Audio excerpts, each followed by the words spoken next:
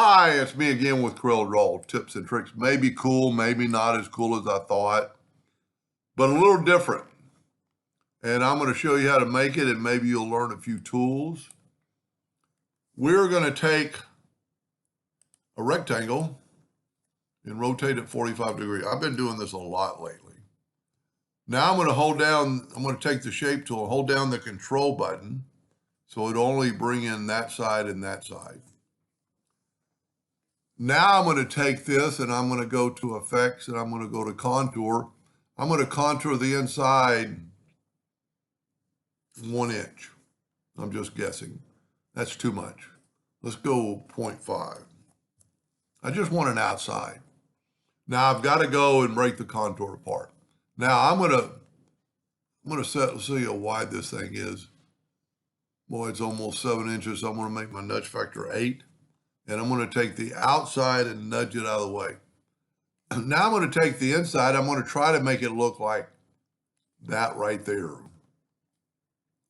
So the way I think about doing things like this is I'm going to take a 2-point line from that node to that node. You know what? Maybe not. Let's try that. I can't remember how I did. Let me hold down the control button so that's straight down, and then get a line, and then get a line again. Not holding down the control button because you won't be able to get it there. And I actually probably need to move that down a little bit. So I'm going to get the shape tool and grab both these nodes and just go down with it. Try to kind of stay in the center. Now I'm going to go and I'm going to go get a Windows Docker's corners. And I'm going to go like that. Now I'm going to take another line. I'm going to use a 3-point curve line. And I'm going to go from about right here all the way over that node. And then I'm going to try to make it kind of like stay on that same plane is what I call it. I'm going to go ahead and get rid of these. And I'm going to take, let's see, I did orange. Let's do blue.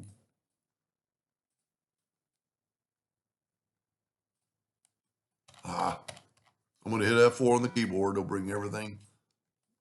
I zoomed way too far out. Now I'm going to get the Smart Fill tool. And I'm going to use that blue. You know what? I'm going to use I'll use the blue and maybe I'll change.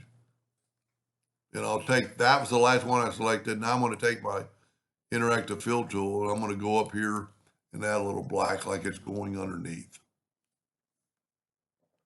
I actually got to zoom in to kind of see. That's pretty cool. Now I'm going to take away the lines and I'm going to Control G there's probably still a red line. So I'm going to right click no line. I'm going to Control G, Control D to do it.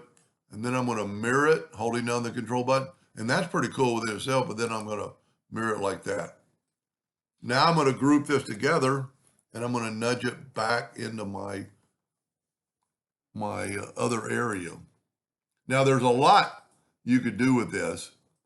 I'm going to go ahead and turn this gray, take away the outline, and maybe it's still selected. Get the interactive fill tool, and I'm going to swipe across it and get elliptical. And if you move this one, it gives it an oblong shape. If you move this one, it'll stay in a circle.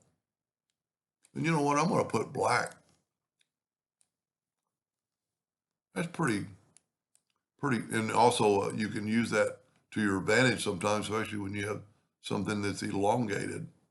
I kind of like it like that. Let's say that works. I really think that my gray line's a little bit thick, but that's fine. Control G, Control D to duplicate it, and then just go right to that point and then just maybe hold down, well, you can't even hold down the control button. Just move it over a little bit and rotate it 90 degrees. It's a little bit too far between them. So I'm going to delete that,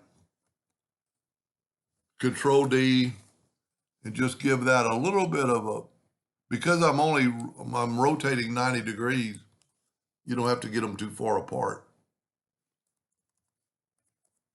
That looks a little better.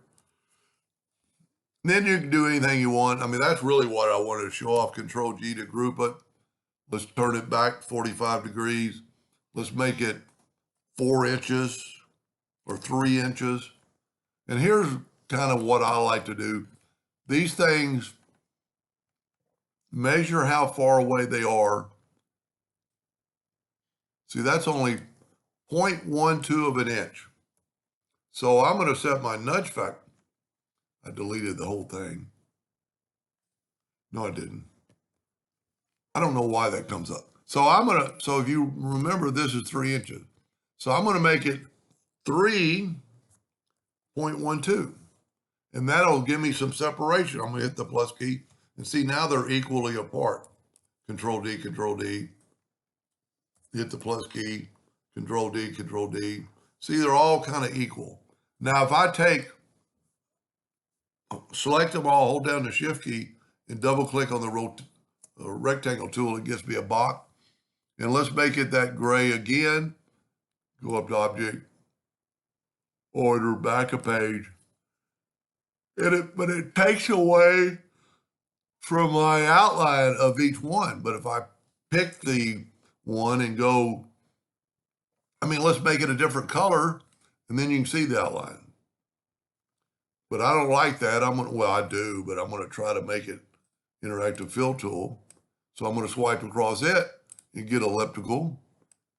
And see, this way we're going to be able to see some of the outlines. And then some of them are just going to kind of blend in.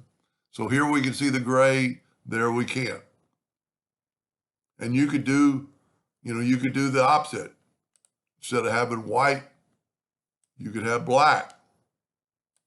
And then you could look at that. Let's put white on the outside. Pretty cool effect. And you could put any color you wanted added to it. Well, I need to add it to this bar. And see, it just changes it up quite a bit. But then you can double click and take it away. Anyway, hope that gave you a few tools and helped you someday, and thank you for watching.